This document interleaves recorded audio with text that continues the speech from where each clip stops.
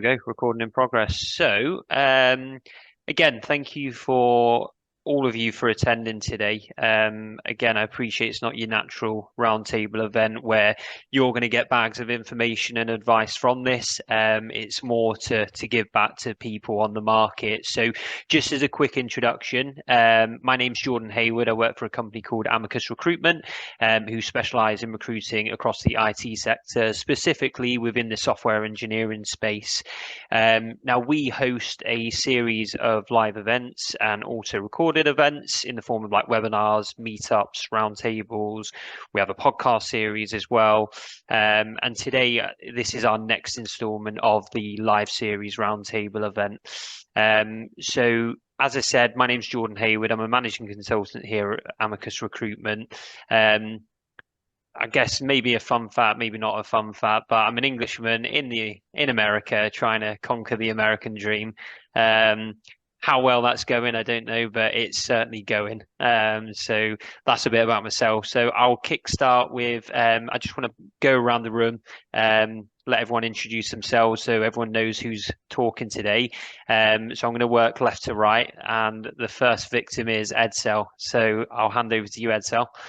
Neato. Hello, everyone. Yeah, I'm Edsel Rivera. I am a senior technical recruiter at Crunchyroll. Have been with the company for all of 3 weeks now. So much like a lot of you or people who are watching this, was recently navigating the job market, and really excited to, give back and hope that this advice can help someone land a job. Before this, I spent some time at crypto company, at the Boring company, at Meta. So have been around the block a little bit, mostly in tech recruitment, but engineering has kind of been my bread and butter. And fun fact about me, before I was in recruiting, I was a middle school band director. So I love kind of taking the approach of teaching back and always looking at things from like a foundational, how people learn, an educational perspective. So yeah, super excited to be here. Happy days. Thank you very much. You've been, I know we were speaking, you've been in a pretty intense environment at the Boring Company. So, yeah, I'm sure you've got plenty of knowledge from that and then other places as well. So, no, thank you for joining. David, you're up next. Brilliant. Thanks for having me, Jordan. My name is David, and I am a recruiting manager. My expertise is in startups, and I partner with co-founders to identify talent gaps and then kind of create comprehensive plans to address those that both engage new people and also engage the existing talent pool. And perhaps a fun fact of me, I was just kind of thinking on this when Jordan introduced himself. I co-founded a university rugby team because I was introduced to rugby as a college student and loved it so much, and there was none here in the US. And so I went out and started a team. Happy days, perfect. The Rugby World Cup's coming up soon, isn't it? In the next month or two, I think. Will you be following? I will be, yeah. Yeah. I tend to follow sevens more, but yeah, 15s is a good time too. Yeah, fair play. Well, thank you for joining, David. Really appreciate it. Mark, you're next. All right, hey everybody. So my name is Mark Shrem. I started out as an agency recruiter. So that was the way that I had started out, sort of like what Jordan's doing right now. And it was the hard knocks. It was really a tough way to kind of start recruiting. But that was what kind of catapulted me into starting my own company and kind of working on my own until a certain point where for personal reasons, I started, working for companies more like, just full time for companies where I just really got to enjoy it at a different level. And so I have been recruiting for almost 20 years now. It's been in IT, really the focus has been IT. Early in my career it was finance and fintech, and then later in my career was really just strictly financial companies. I just found it to be a lot more enjoyable, particularly working at the financial company. I mean, at the technology company. So I really enjoy the environments more, and so yeah, that's where I am now. I've been working with Automox for a little bit over 2.5 years now. We are have that look and feel of a startup, but we have been around for like, I guess it's like 8+ years at this point. We're around 250-person company. So that's what I've been doing these last almost few years, just recruiting for Automox. Perfect. Do you ever miss the hustle of the agency world? Not really. Not No? really. Fair Yeah, you play. know what it is? I kind of hustle like that here. So Yeah, I kind of let it ride here like that. But yeah, I don't. It's a level of stress that it's probably why I left it. It was yeah. because of the level of stress, that extra. But it's good to be able to also like work with agencies at the times that I do and know what you're thinking and kind of be able to help in that regard too. So I like being on this side of Yeah, yeah. the table. Fair play. Well, perfect. Well, Yeah, thank you for joining, Mark. Really appreciate it. absolutely. Yep. Florence, you're up next. Hello, everyone. Thank you, everyone, for having me, and Jordan for inviting me to this panel. I'm very excited to hear what everyone's thoughts on the market is here. I've been a people leader in this tech industry, I would say, over 10, 12 years. I've worked in fintech as well, just like Mark here, and many others in big tech, small tech, and also in the AV space most recently. Been a people leader, leading recruiting, sourcing, operations, immigration, all of it, you name it. But my passion is always about people, honestly. And I feel like my full-time job now is to send people job opportunities and connections all day long. So whatever I can do here, I'm gladly to be here and to help any way I can. Yeah, no, perfect. Thank you for attending as well. I know you've already sent me a few people to refer, so no, really appreciate you being here today, and I'm sure you can bring a lot of wisdom to the talk today. And then finally, Latte. Hey everybody, I am Latte Zimmermann. I am a technical sourcing manager for Nextdoor. Been here about 5 years, but I have a total of about 20 years of recruiting, actually probably a little more than 20, with about 12 of those in tech recruiting specifically, some stints with Microsoft, Nextdoor, and Slack. Really excited to get to be a part of this. When Jordan contacted me, I just think it's a great opportunity to share anything we can share to help folks out, because the market is so weird right now. Hoping it kind of turns around for everybody, and hopefully this will be a help to everybody. I'll say a fun fact that Jordan knows this about me because we chatted about it when we first chatted. Is I've been in an indie rock band for 24 years now. And I've got to my credit about 5 albums that we've released. One of those, though, I'm uncredited. It's a fun story in and of itself, but I won't share it here because it's maybe a little insulting to one of my musician friends. But really happy to be here. Really excited, and let's get it going. Happy days. So you've got 5 albums. Your band has 5 albums.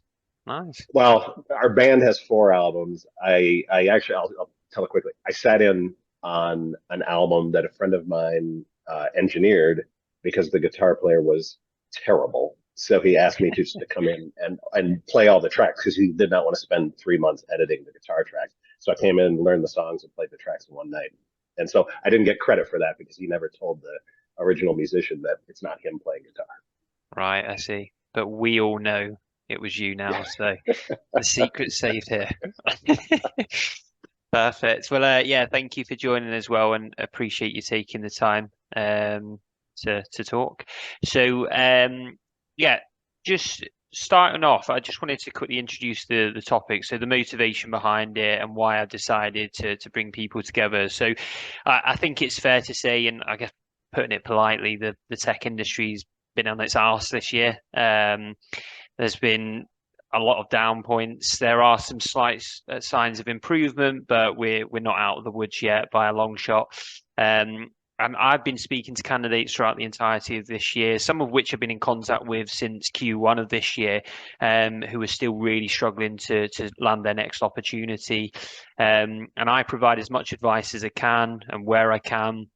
But basically wanted to sit down with people that are on the other side of the fence, not just from an agency recruiter, but people that are dealing with stakeholders day to day, or have experience previously doing within those environments. Understand what you guys as talent leaders look for initially, and see what tips and tricks you can essentially provide engineers with to ultimately support them secure their next role. So again, thank you for obviously joining. I know it's not, you're probably not going to get the most out of it yourselves, but if it can help people on the market, then I think it will be really, really beneficial. So I guess it sounds a bit weird, but I really want to strip it back to the very beginning and strip it back to the basics, really. And that's probably just starting with resumes. I think we can all admit not everyone's strong suit is writing a resume. There's a lot of different opinions around this. There's a lot of different ways people structure it. Some people don't see the value in putting out the best resume they can. So I wanted to start there. And I know it seems basic, but I think it's important because I read resumes every day and there's a lot of advice I'd give. But I'm going to start with you, Latte, on this one, because I know me and you were speaking and you mentioned that, and we were talking about, we have hundreds and hundreds of applications come in. And you were saying that some of your roles, you've got 800-900 applications and you are getting through all of them, which is hats off to you. That's a really solid effort. But what stands out to you? What do you look for within the 5-10 seconds that you're reviewing a resume? What do you look for? Yeah, so this is really timely because I just spoke to our interns 2 days ago about this, and I think what I would typically look for is if engineers or the folks listening to this may not know exactly how applicant tracking systems show resumes, but when you see a resume, you usually only see about a third of the first page on your initial glance. And I won't say this for all ATSs, at least the one that I work in. So that real estate, that top third is, I would argue, the most important third. That's going to be the first thing people see. And when you look at the kind of volume we're going through right now, that has to land. Like something has to jump out of the page when you look at that. I typically would recommend to folks, if you're a back-end engineer and you have 4 or 5 specialties, whether it's languages, maybe even a project that you can sum up in only a couple sentences, whatever it is, tailor it to the job that you're applying to. So if the job is calling for Python, if it's calling for Java, whatever it's calling for Go, whatever it's calling for, make sure that's jumping off the page in that top third, and try and just have a 2 to 3 sentence is relevant to that job. So you might have to actually alter your resume for each job because, again, if you put yourself in a recruiter or hiring manager's shoes, Jordan, as you said, I actually, just before I jumped on this call, I had an hour free. I pounded through about 450 applications. So every resume gets like 10 seconds to land, or I have to move on. And it's not because I don't want to spend more time. I just don't physically have the time. Mm-hmm. So as everything you can do to customize that resume to the job you're applying to so that you pop when those 15 seconds are there. Now, I will spend more time as soon as that you get that initial interest.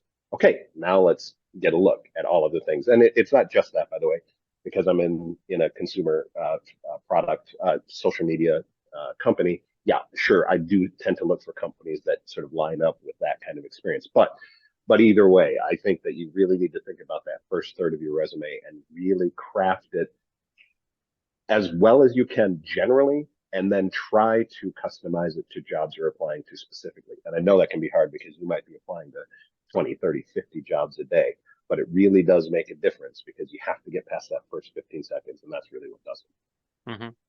No, absolutely. Absolutely. Does anybody else have anything different or that they'd add to that at all?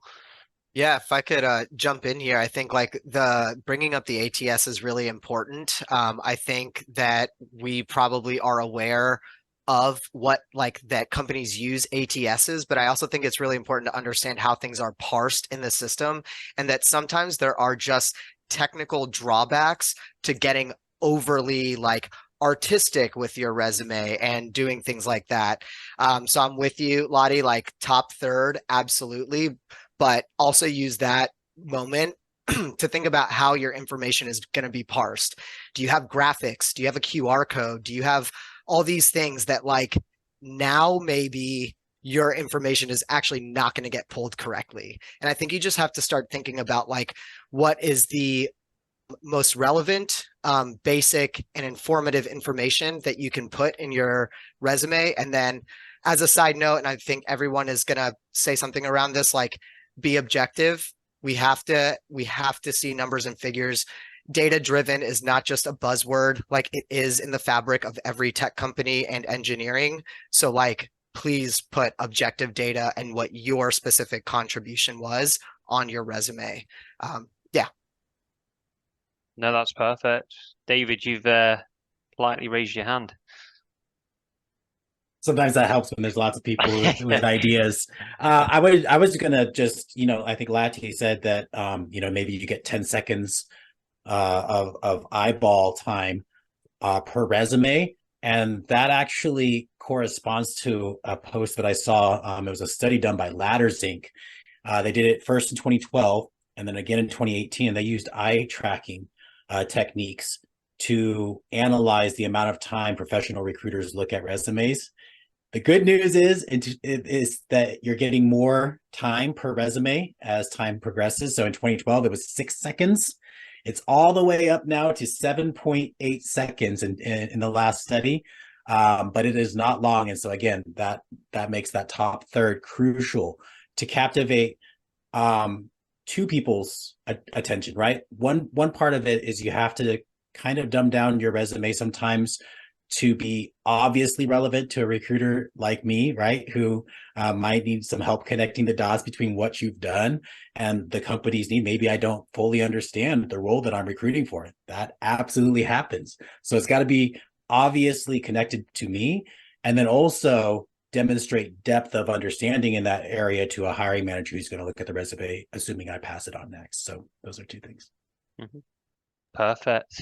What about Florence, Mark? Have you?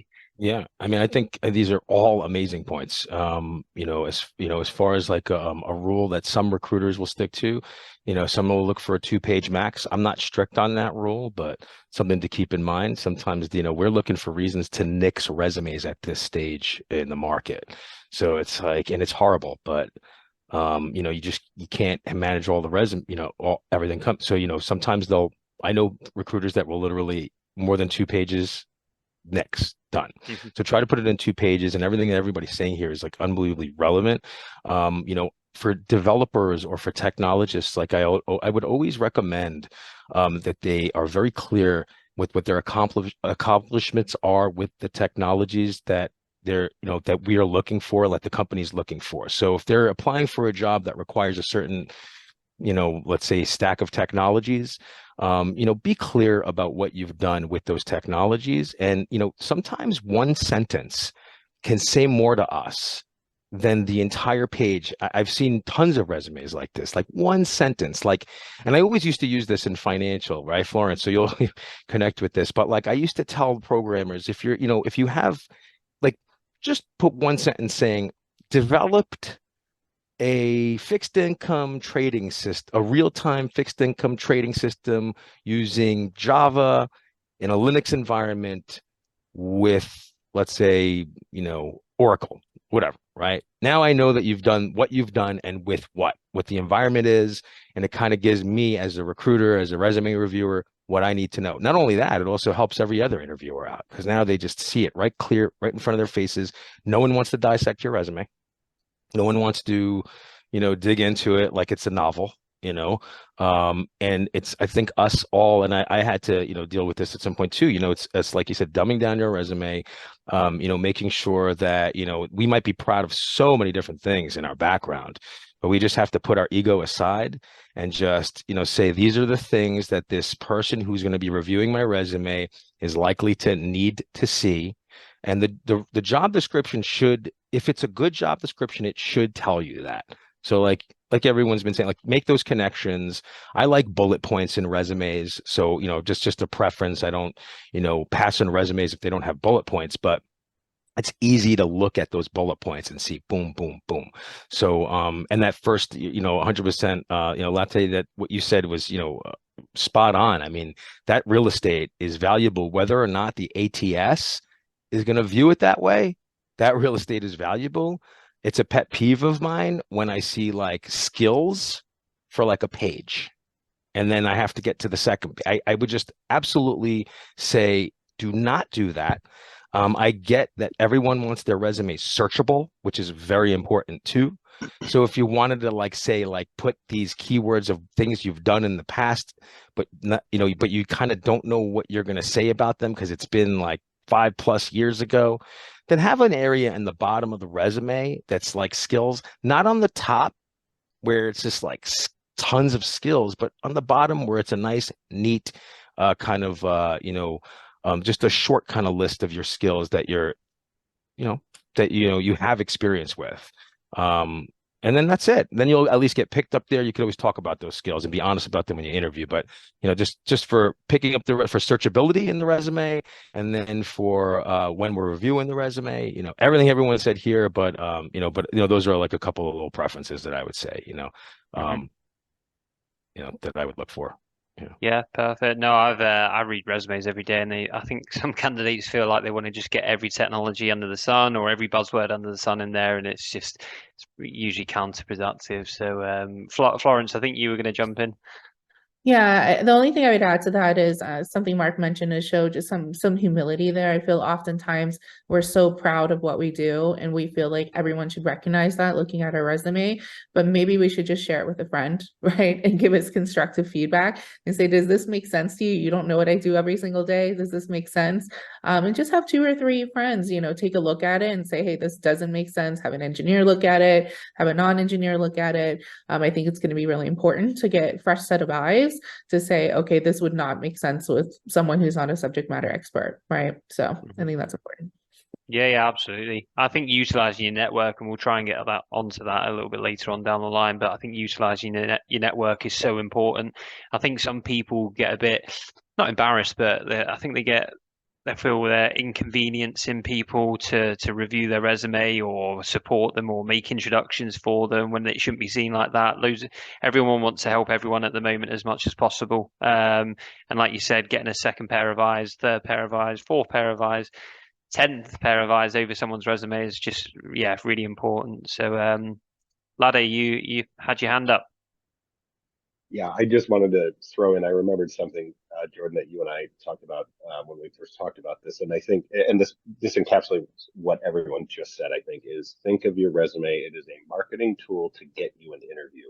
It is not a comprehensive list of every single thing you've ever done, because frankly, it's not that nobody cares. It's just that nobody's going to read all of that on your resume. They just need to understand what makes you qualified for this job. So it really is, it's why 1 to 2 pages, even if you have 20 years of experience, you need to condense it down into, what are my 5 or 6 things that I can offer a company? And though that is the marketing pitch to get the interview, then it can be a little bit more in depth when you're having that conversation, and you can find out what kind of projects they have and say, oh, I worked on that at this company, and so on and so forth. But that's how you can keep the resume succinct and think of it again as basically a marketing device that's going to get you into the company, as opposed to, here's everything I've ever worked on. Yeah, no, absolutely. Get your foot in the door and then work your magic from there. So, Edsel. Just to really quickly add, also LinkedIn, since we're using LinkedIn as, everybody's using LinkedIn, just to match the resume with LinkedIn. And then also from when I was applying for jobs a couple of years back, I remember it was somewhat pointless for me to apply to the jobs that had like 100 applicants, because it tells you how many applicants are in the jobs. So I would also recommend like looking for the new jobs and then customize your resume. So now you don't have 100 jobs to apply to. You really have those jobs that are fresh, and then you can find that time to customize a little more. Sorry, I don't know if somebody else done. No, but all good. No, I was just gonna put a quick little side note here that there's a great YouTube series, pardon me, from Wired called The 5 Levels. And to Florence's point, humbling yourself a little bit, and also to David's point, like being able to speak to the correct audience in your resume. I think this video series does a great job of showing mastering a subject through 5 levels, starting from like a kindergartner all the way through another professional in the field. So if you're thinking about like, how can I find the best fit for communicating that experience, that might be a good series to watch, just how you communicate things to different audiences, and you can put that to written form. That's brilliant. Do you have a link to that series? I will send it right to you. Perfect. I'll share it with everyone after. No, that's brilliant. No, I think some really good points there. Yeah, like everyone was saying, it's so important to catch the reader's attention essentially as quick as possible. If people have got 6, 7, 8 page long resumes, unfortunately, they probably are going to be overlooked in most occasions just because it's too much to go through, too long-winded. It lists every buzzword under the sun. So, no, some good points there. What's everyone's thoughts on cover letters? I'm just always intrigued to get different opinions on this. It's fine if someone takes the time to do it. I think that is something you can customize to each position. But at the same time, it's not necessary anymore. Frankly, again, I'll go to my ATS. Cover letters go beneath the resume, so it is very rare that I actually get to the cover letter. I'm usually making a decision, with again that first half to 3/4 of the first page of the resume. So probably 99 times out of 100, I don't even see the cover letter. Mm-hmm. Yeah, I would agree there as well. And oftentimes cover letters are too long, I believe, and it should be a short paragraph just to talk about maybe 5 bullet points of their successes in their career. Maybe we'll take a look at that, but otherwise it's just way too lengthy. Might as well just jump to the resume, which is short and concise normally, much more so. Mm-hmm. Is anyone back in the cover letter corner? Or are we all in agreement there? I never read them. And I would say spend that time. I'm so fixing curious your when the resume. last time was that somebody read a cover letter in this group. Okay, I mean, like Weeks? I kind of read one. I kind of read one recently, but it was because of I was looking for something. I was like, maybe they mentioned it in the cover letter because I had already I liked the resume, but it, just I don't need it. I don't ever need a cover letter. I would say spend that time on the resume. What's fun is I actually read one today. However, this candidate put, I'm interested in the role at, in brackets, company name, and didn't change the company name. So let's be real here. We're also not really catering these cover letters either. And if we're trying to, we're doing a pretty bad job at it overall. So, yeah. Does that candidate got an interview? As a job seeker, I wrote a cover letter. The first one, I don't even know how many years it's been since I wrote one, but I'll tell you, I wrote it for Discord. And if you've ever seen their company page and kind of their ethos on the internet, it's fun, it's pretty informal, and it just resonated with me. And so I, to Florence's point, typed out a paragraph about hey, I think this resonates with me for these reasons. It was short, succinct, and really informal, and fired it off. I would be shocked if anybody ever read it, but I went against the grain and tried something new today. Bringing back an old method into a new approach. Love it. Perfect. What I think the next point I want to cover is your approach to a job search. Now, I speak to candidates day in, day out, and one of my questions at the moment when they say, "Oh, I'm really struggling to secure interviews or anything like that," one of my first question is, "Well, what are you actually doing to try and secure an interview or get your foot in the door?" And a lot of the time, the answer is, I've made 100 applications every night of the week for the last 2 weeks. Right. Okay. What else are we doing then? At the moment, more so than ever at the minute, that's just not enough. So there's thousands and thousands of candidates doing the exact same thing, and standing out from the crowd from that method, you're really going to struggle to get your foot in the door, in my opinion. So I'd be intrigued to know if you were kicking off a search, or make like David and Florence, you're both currently looking at the moment. It would be great to see what approach you've taken initially and then open it up to everyone else. What approach have you taken to try and get your foot in the door and just start having conversations with people, whether that's a formal interview, informal chat? How are you approaching your job search at the moment? Yeah, I can start. I can definitely say that, networking is my top priority. Oftentimes, these applications are not being reviewed. I know many of you are looking at every single resume that's going through your inbox, but that's not happening, right, at every single company. Most people are bulk rejecting, right, because they're getting so many referrals, so many LinkedIn requests, messages, things like that.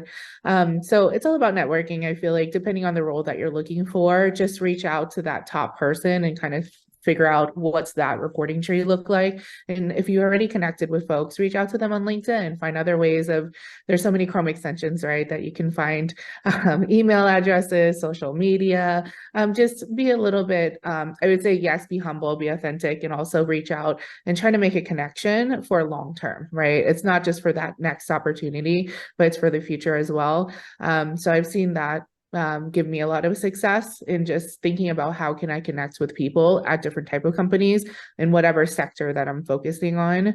I think that's the right way to do it, because with applications, there's thousands of applicants and it's very difficult to stand out that way. Yeah, and there are two main approaches to job search, right? Part of it approaches it as a numbers game. And then I tend to be on the other end of the spectrum of there are a narrow subset of jobs that I'm both qualified for and are particularly compelling to me. And what that does beyond, freeing up a lot of time in not applying to dozens of jobs is the ability to go deeper in my research on those organizations, trying to identify who the decision makers are within the department, maybe that I'm expressing interest in. And then taking that even a step further, maybe I've identified the 2 or 3 people that are likely to be able to influence or elevate my application in the process, but their in mailbox is going to be jammed. So where are they getting less noise and signal? What other platforms are they on? Those kinds of things, and reaching out and connecting and expressing interest in, and also obviously send them a LinkedIn email. And I think the other piece of it that is a new realization to me this time around as a job seeker is crafting that outreach in terms of what I can do for them. I used to approach it with, here's all the things I can do and I've done and all this stuff, but demonstrating an awareness and an empathy for what they're stressed about, or the things that they don't want to deal with that I'm super energized by, and articulating that very succinctly has definitely, I think, boosted the responses that I've received this time around. No, that's brilliant. That's brilliant. Would you say you would tailor it towards the individual or the opportunity you've seen, or maybe the company, or is it a combination of all three, would you say? It'd probably be smarter to have a systematic approach, but I don't have one. And there's different people have different breadcrumbs that they leave about what's important to them or their company and things like that on their digital profile.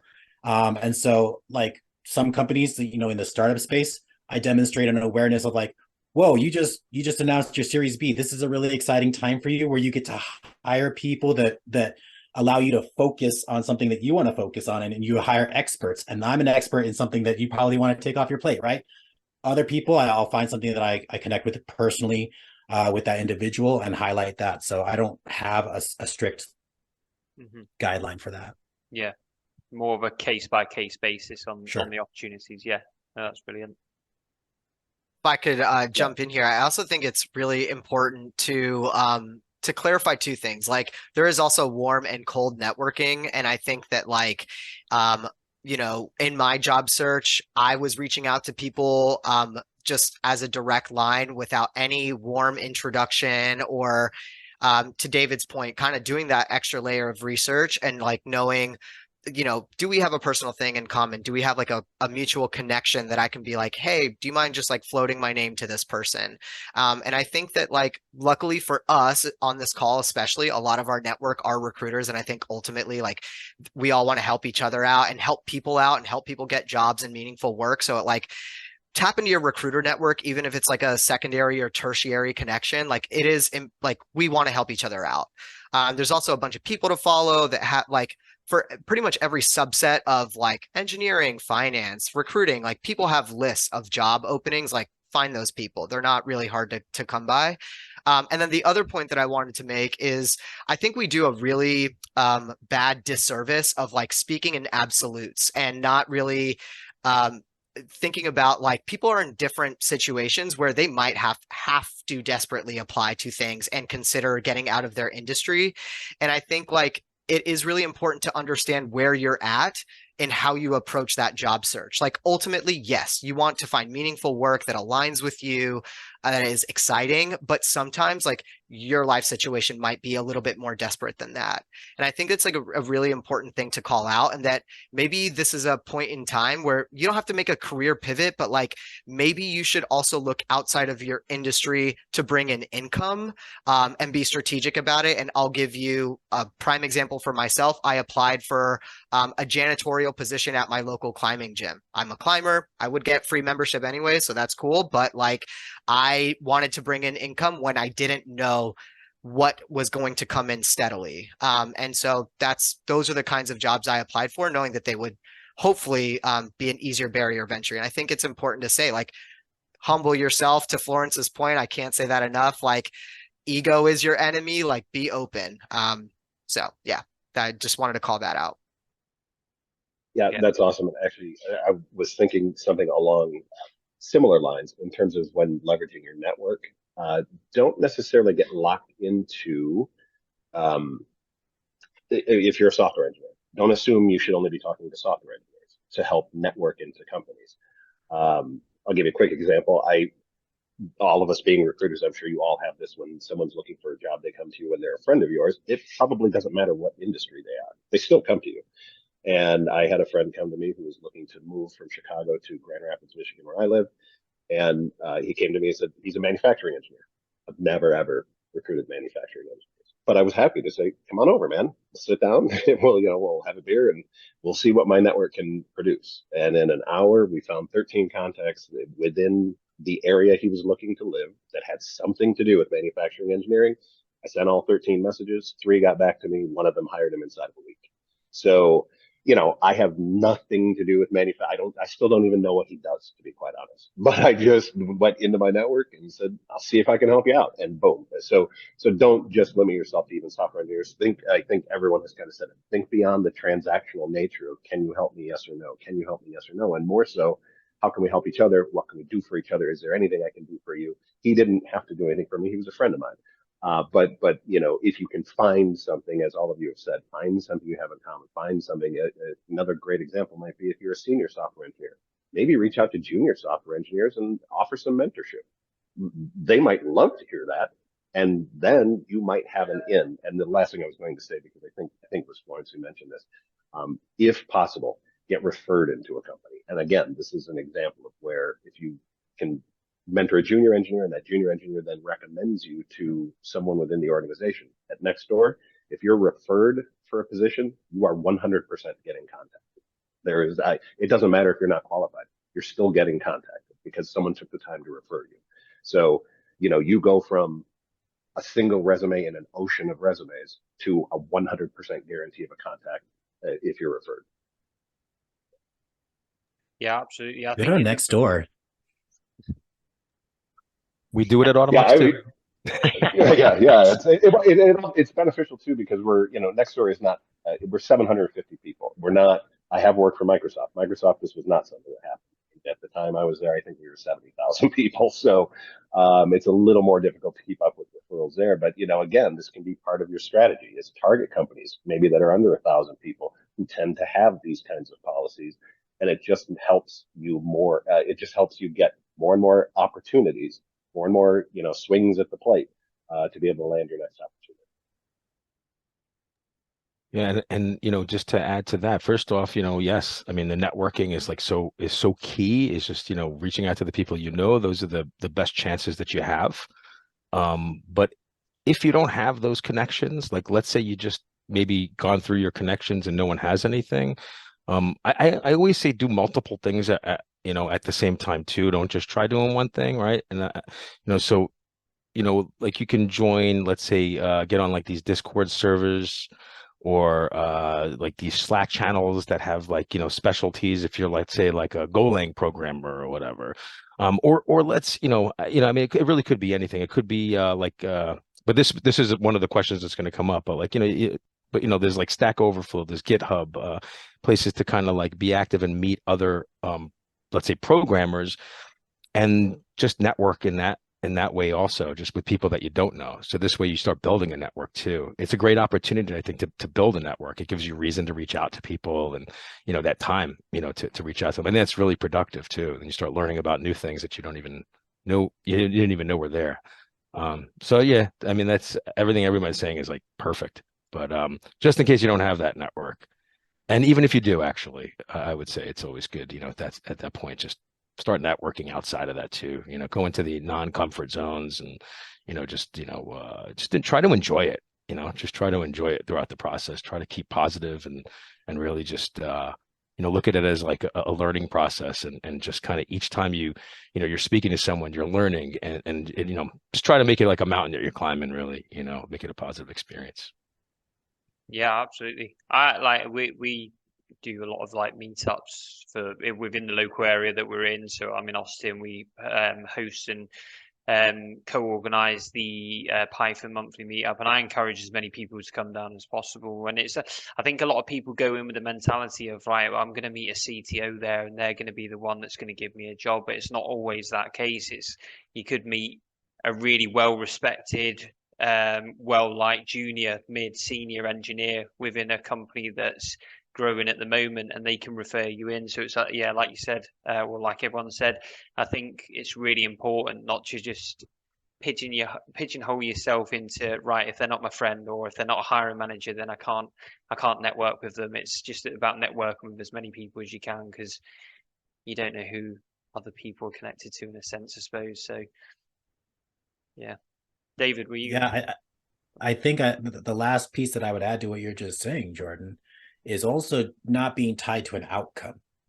If you reach out to somebody and say, I'm interested in this job, maybe that job's already closed. Maybe they don't think you're a fit for it. Maybe, there's all these reasons why. But if you just say, like, I'm open to exploring new opportunities with your company, or if you are aware of any opportunities, and like making it more open-ended, that can open up doors to you, because maybe their company isn't hiring, but they know of a startup that's hiring, or their friend just got hired and here's a hot lead. They're looking for Java developers at that startup. Don't tie it to one income. Can you help me with a job at your company, right? Or this job? That could be helpful too. Mm-hmm. No, absolutely. What about like I feel like as the years gone on, and this may have like evolved over the past couple of years, but interview processes have changed massively. There's a lot more informal chats to do with interview processes. Like stages are getting longer. There's more stages to an interview process, which isn't necessarily a bad thing. But do you feel like expectations have changed throughout? Do you think candidates need to prepare differently for interviews these days, and how should they be preparing for interviews, would you say? I think I mean, I've been looking at the interest in like how much the candidate, and I used to not do this as much, but how much does the candidate know about our company, and why are they interested in our company? And I feel when our company has resonated with the candidate and it comes out, it's a different ball game, and we're connected throughout the process and throughout the interview. But when they don't know anything about the company, it kind of is already a flop. It's already like, hey, why are you interested in our company? And if they start asking me questions, well, I'm not sure, or I think it's because, and then I could see them reading the job description after I ask them that question, and I see it, I know that they're doing it, and it just shows. So be prepared and know why you're interested in the company, no matter what. Some interviewers might be tougher than others with that question, but some will just nix you right off the bat because you didn't know why you were interested in the company. And so so that's, something I would definitely say, like just people that are interested in the company, or showing your interest in the company, I think is a lot more important nowadays than it has been. I think I was more focused on their, technical skills, boom, boom, boom. But now we're finding so many people have the technical skills now all of a sudden. But it's like, are they going to mesh into the company culture? Are they into this for the right reasons? Are they passionate enough where if they're missing certain things, they can learn those things because we know they want to. We know that they're in it for the big picture. So I think that all those things, come into play and are really important nowadays. Where even though they might have been important back then, I think we were more like, okay, for me, it was like, for a lot of the hiring managers, it was more like they have the technical skills. Let's move them forward. But now we're a lot more picky, and we want to see that proper attitude about it too. Yeah, I would agree with that. We've gotten much pickier. Part probably because there are more available people, but we're also hiring generally in more senior level roles rather than your more junior level roles. I would give maybe two suggestions. By the way, that was a great suggestion about do your homework on the company. That is something that I think a lot of people think, if I can just do the job, what does it matter what I know about your company? But it does go a long way, and it does separate you from candidates who think that way. But Nextdoor is very big on really assessing a person's soft skills as much as their hard technical skills. So, whether or not you're technically qualified is going to come out in coding challenges and things like that. I think it's good to go into these interviews prepared to answer what you anticipate as questions. Talk to the recruiters. They should be able to prep you with, this is the nature of the interview and this is what you can reasonably expect, so that you have an opportunity to craft answers and really be ready. And this is an old, I think probably everyone in recruiting knows the STAR method, which is situation, task, action, result. Just, if somebody says, tell me about a project when, know the situation, what you did, what the tasks were determined that you needed to do, what you did, and then what the outcome was. And the more succinct you can get to those points, the more, again, I'll say a company like Nextdoor, I won't speak for everyone, but generally our engineering managers are looking for folks who are just really crisp at giving answers, because it means they're likely going to be able to continue to develop into even more senior level roles, into manager roles and things like that. So those are I absolutely agree. Interviewing has gotten more difficult. We have certainly gotten more picky. So I think if the more prepared you come in, the company and your past, the better. Florence, were you gonna?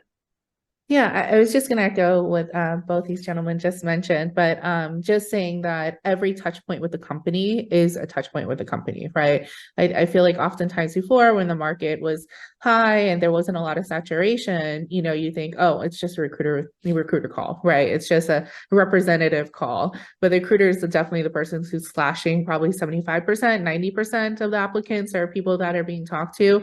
So take every single conversation very seriously. And like both of these gentlemen said, do your research 100%. Make sure that you know the ins and outs about the company, what they're working on, what's important to them, what products they've released recently, because that's going to matter, because it's not just a recruiter call anymore. It's pretty much an interview, right? At the end of the day. Yeah, absolutely.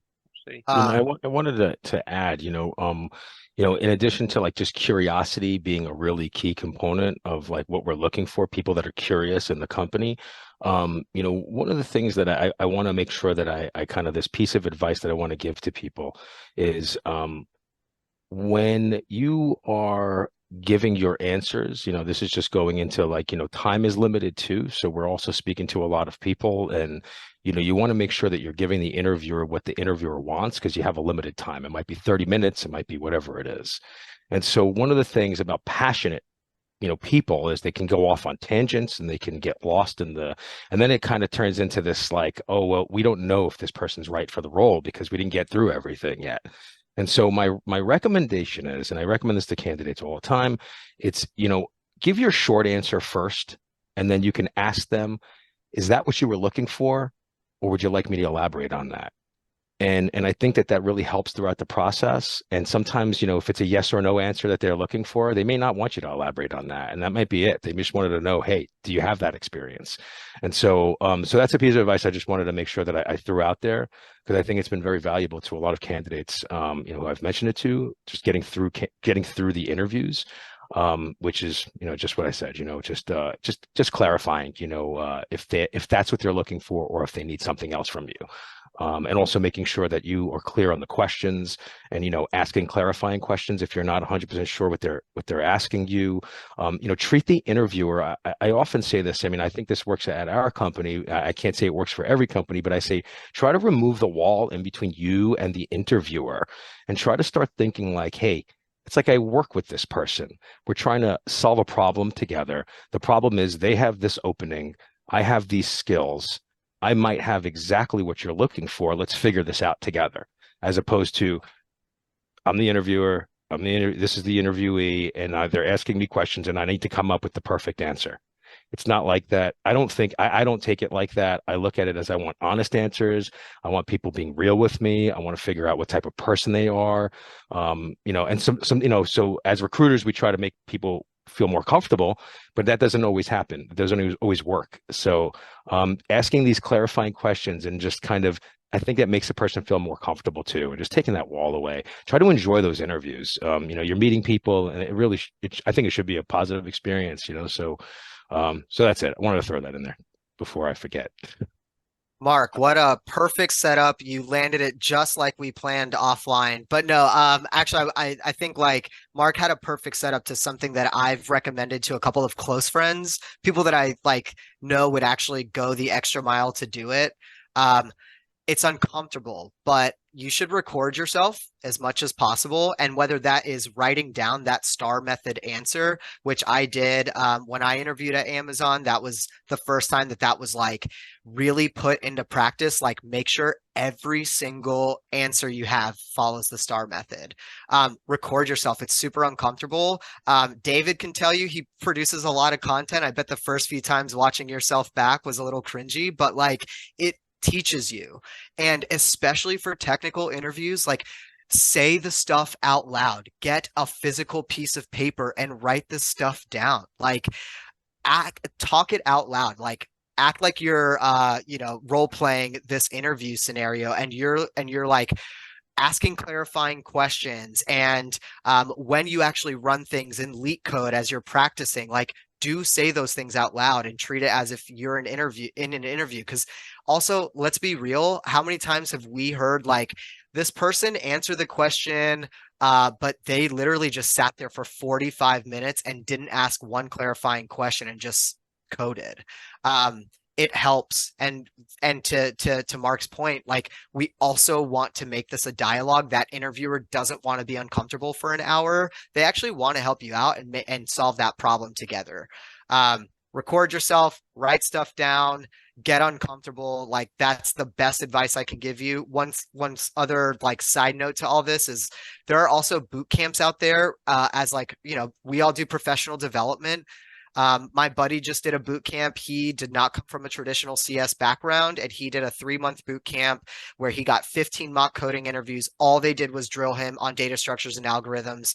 He paid a decent amount of money to do it, but he just landed a job at Meta, and was able to get a significant offer, and actually got an increase, which there's a lot of data and reports coming out that like people are skimping on offers. I don't know how much I believe that, but he got a life-changing offer for him and his family in this market. And like, think about those investments as well. That's brilliant. Latte, I think you had your hand raised. Yeah, I was just going to follow up on something that Edsel just said, which is like, this is new to me in the last like month. But as you're going through technical interviews and you're coding, one great reason to talk out loud about how you're thinking about it is right now a lot of suspicion is being thrown around that people are using ChatGPT or some other thing to help them out in coding interviews. So if you can't really explain why you're doing what you're doing, that interviewer has a possibility of thinking maybe you're using something else. So definitely, there was a great call out that I forgot until just when you said that. Make sure if you're sharing what you're doing and why you're doing it, they know that you can do it, and not that you might be using something to help. No, that's perfect. That is a great point. It actually just came up recently too with people that were using ChatGPT, and we are like, yeah, we were like, now we have to warn these candidates because they're using it to their detriment, and it's just, you know, it's killing their interview because they think it's gonna help. And yeah, exactly what Latte said. You know, if you can't explain it, then it's just it's gonna just kill you in the end. It's not gonna help. No, absolutely. I've always recommended to candidates, whether that's a coding challenge from home or whether they're running through a technical challenge in a physical interview. I've always recommended just explain your methodology, talk about why you're taking certain steps within that. This was before ChatGPT even, but this is like just so an interviewer can get to understand how what your thought process is, how you break things down, how you go about organizing your steps to get to your end solution. And I've always said, like, and I always find this, a lot of like hiring managers have told me that it's not always about the end solution. They're not looking for someone to pick out this masterpiece and put together this amazing solution within an hour interview or a 3-day take home challenge. It's more about the steps you took, actually understanding and explaining why you took those steps, and then taking on board feedback that you get. I think that's really, really important. Obviously, if you can pick out a perfect solution, then great, do it. But it's very rarely the case. So yeah, no, they're all brilliant points there. All brilliant points. That is a great point. We at Nextdoor, we basically expect people to come up with what we call a brute force solution and then an optimal solution. And oftentimes inside of an hour, you're not going to get to the optimal solution. So what we evaluate is what your thought process was as you came up with this initial solution and then started to test and maybe debug and figure out how to get to that optimal. Even if you don't get there, it's okay because we understand how you approach engineering challenges. And if that approach sort of lines up with what we consider a sound approach, we are just as likely to move forward with you as if you came up with an optimal solution. Mm-hmm. Read 100%, 100%. They want to see how you approach it, which also says, right, communicate. Don't keep these thoughts to yourself. You know, if you're thinking, and use the interviewers as resources. I mean, obviously don't ask them what the answer is, but use them as a resource. You know, Try it. They're there. Try to work with them. See what it's like to work with them, and then they get to see what it's like to work with you. So, you know, that's really what they're looking for. Like, how is this person to be able to work with? And then, like, do they know certain things? Obviously, are they strong enough in certain areas? You know, another way to go in also, you know, not every job is going to be right for you. You're not going to have the skills for every job, or you're not going to, there might be other candidates in that loop that are stronger than you. So just, you know, be real, be yourself, keep it positive and professional at all times. You know, because even though you get comfortable, we have to remember it's an interview. So, you know, don't get stuck in the, oh, I'm feeling so comfortable with this person right now. I'm going to tell them the truth about my last manager from 5 years ago, you know, and, you know, let them know how I hated this person. You know, don't do that. So no matter how comfortable you get, just keep it positive and professional the entire time, but be yourself. You know, I know it's a little tricky, but really just, you know, just show them who you are and talk it through as if you work with them. You know, that's just, you know, what I think does work. It kind of, you just want to be real. I think we want to see people that are being real. And once that kind of is there, it's already like, I think 40% of the interview in a way, at least nowadays, from what I'm saying. No, absolutely. Absolutely. I'm just conscious of time. I don't want to eat to everyone's afternoons and evenings. So if you're all happy to remain on for a few more minutes, I've just got a small piece to wrap up on, because I'm speaking to candidates, like I said, week on week, and they're really struggling to secure opportunities. They've been on the market for 4, 5, 6+ months. Don't know where to turn next, and motivation is at an all-time low. What's maybe 1 or 2 pieces of advice you would give people that are actively job searching at the moment to keep motivation levels high, keep positive, and remain resilient ultimately? And I'll start from right to left. So Florence, you're first on the list. Yeah, I would say number one, obviously, do not give up. I feel like, yes, the market is saturated right now, but everybody is an individual and everybody brings something different to the table. Again, my primary advice would be to network.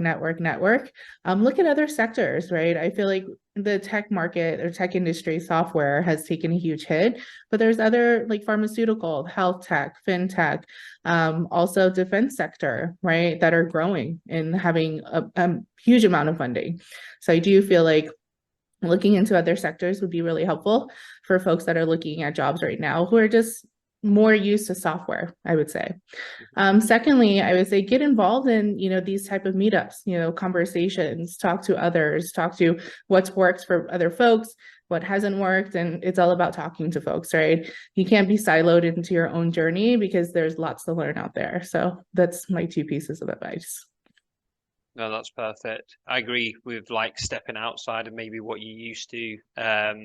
Yeah, SaaS companies may not be the strongest fit at the moment or the strongest option. So yeah, look outside of and this obviously relates back to the research that you put in. If you don't research into what maybe a different industry is looking like, where funding's going, what VC firms are investing in as well, then you are just going to hit the same results. So yeah, no, I love that point. I love that. Latte, you're next. Yeah, mine is maybe not much more innovative than everything we've been talking about. But you just said it with network. I think that what you're going to find is that frustration of, and I saw this a lot in LinkedIn, early in the year when Amazon, Meta, and other tech companies laid off, and so many recruiters were out looking for work.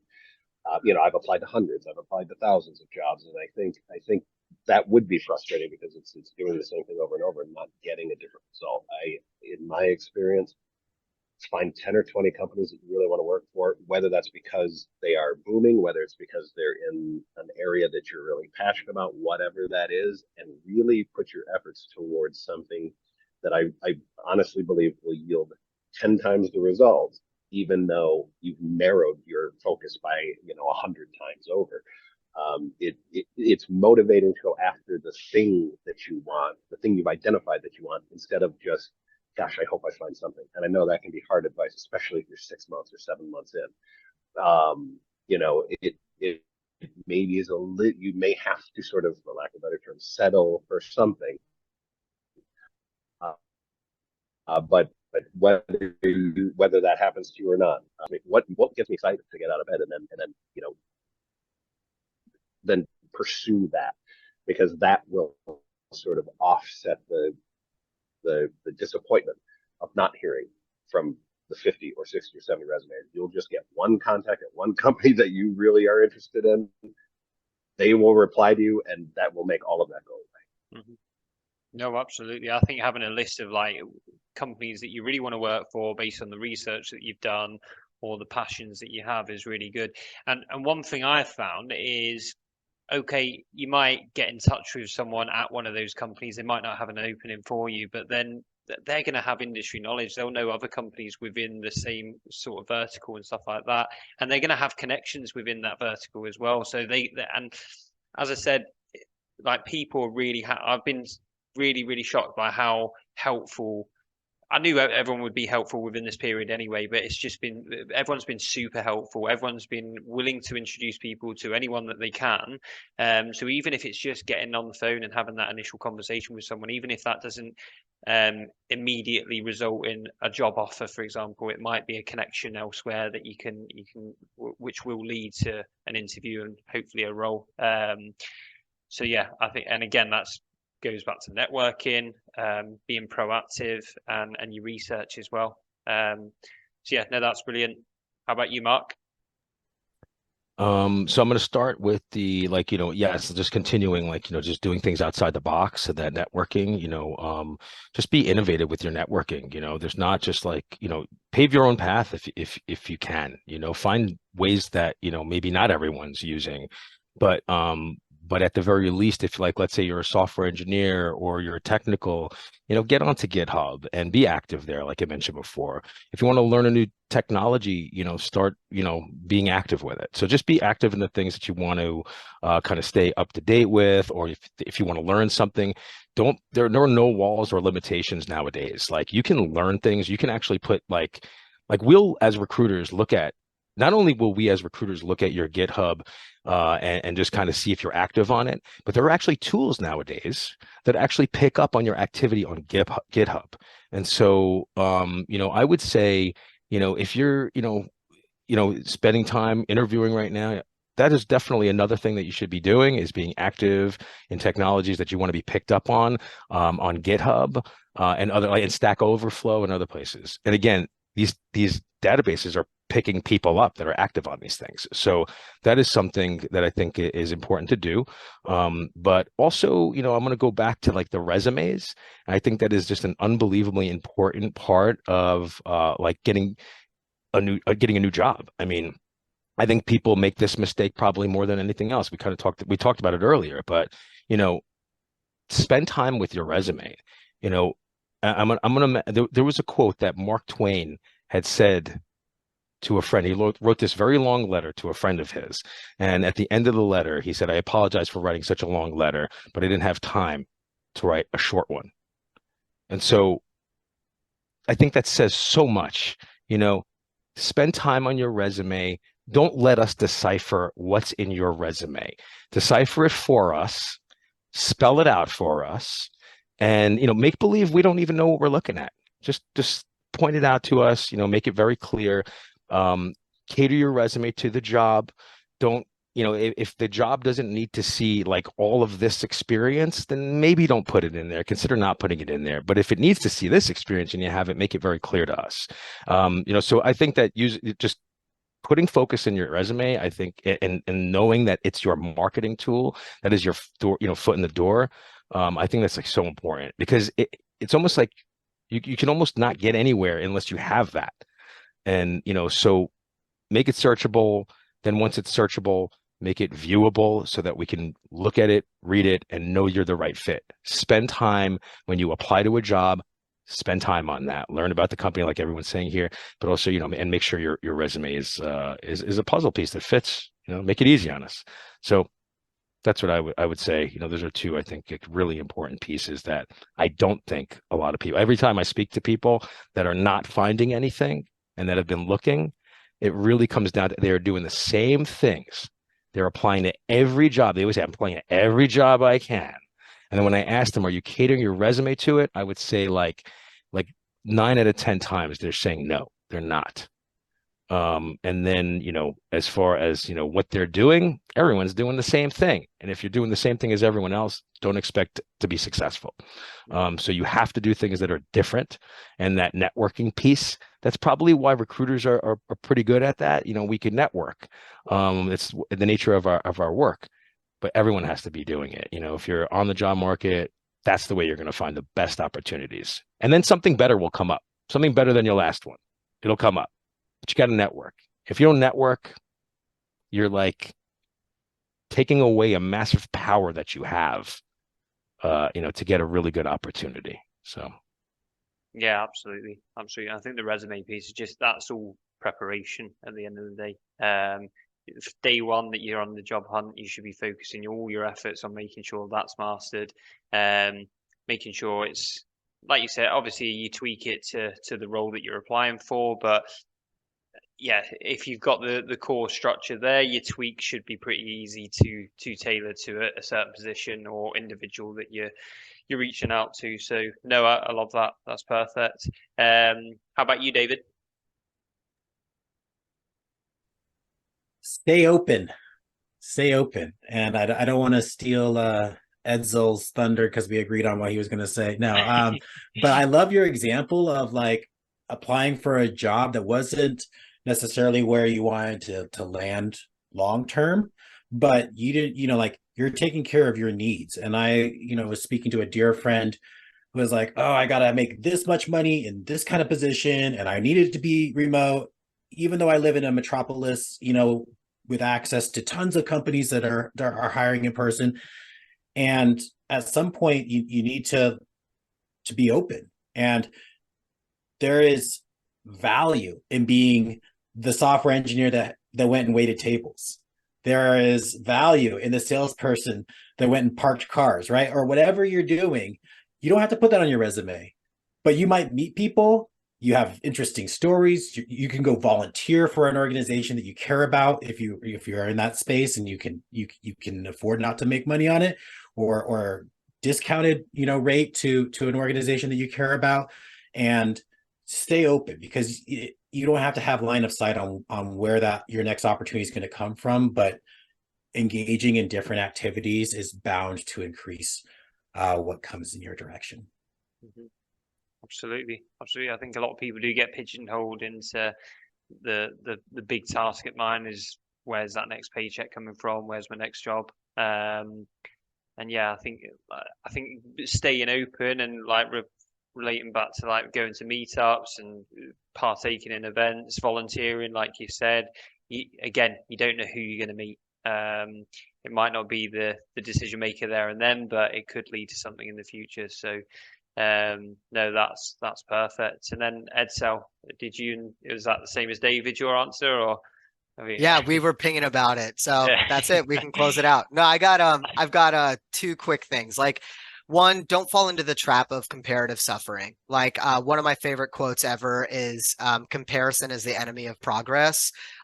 It's LinkedIn can be a shining light, and it can be like not so much a shining light, depending on how much you're willing to refresh your page, right? And so I do think it's really important to do the things that are going to move you forward. And know that it's okay to commiserate. Know that it's okay to vent. That's important. You have to get that out there. I'm not telling anyone not to do it, but don't fall into the trap of saying like, I am not good enough because this other peer or person got this and I didn't. Like, everyone here can tell you 10 out of 10, like, timing is everything. You could be the most qualified and like the number one person in your field, but if the job closed 2 weeks before you applied to it, like, it's nothing you can do about that. Timing is everything in here. So all that. And then the last thing that I think is really important, do one thing you love and one thing that makes you uncomfortable every day. If that thing that makes you uncomfortable is networking, practice that. And that could be volunteering and just meeting new people. Do something that fills your spirit. I think that's super important. For me, that's climbing. I also wish I did more reading. If that's a thing that you need, escapism is important too. Like, do one thing you love and one thing that makes you uncomfortable every day. It will help you grow in both directions. Yeah, I love that. All about self-development and upskilling yourself. No, that's perfect. Yeah, really appreciate that insight. So I've just got one tiny last thing, and I just want to open it up to the floor.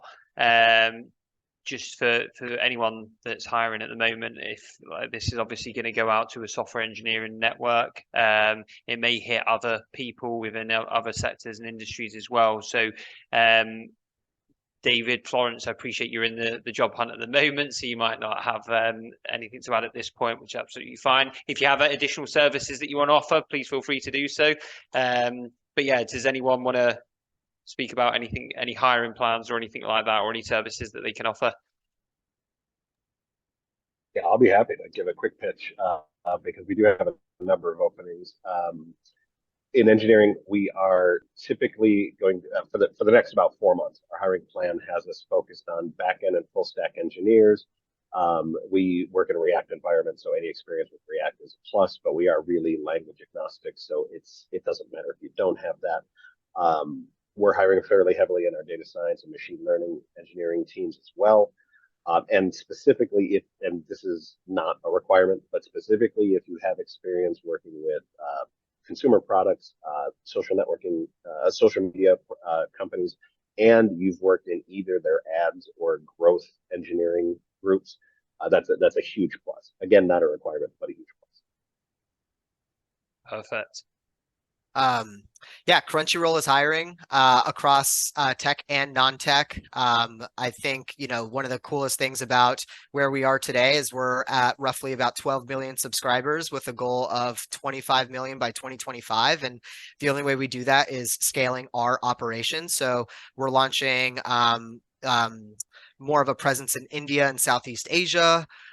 We are, like, to Lottie's point, we are a pretty language agnostic. We have front end and back end positions open, data engineering, kind of all over the map. And non-tech positions as well. So maybe someone in your network, if you're watching this, that is not an engineer. I'd be happy to try to direct them to the right person. I don't want to necessarily open up the floodgates and make any empty promises here, but I will at least try to route you to the right person if I can to get your resume reviewed. I'd be happy to try to do that. So yeah, Crunchyroll is hiring. We're growing like crazy.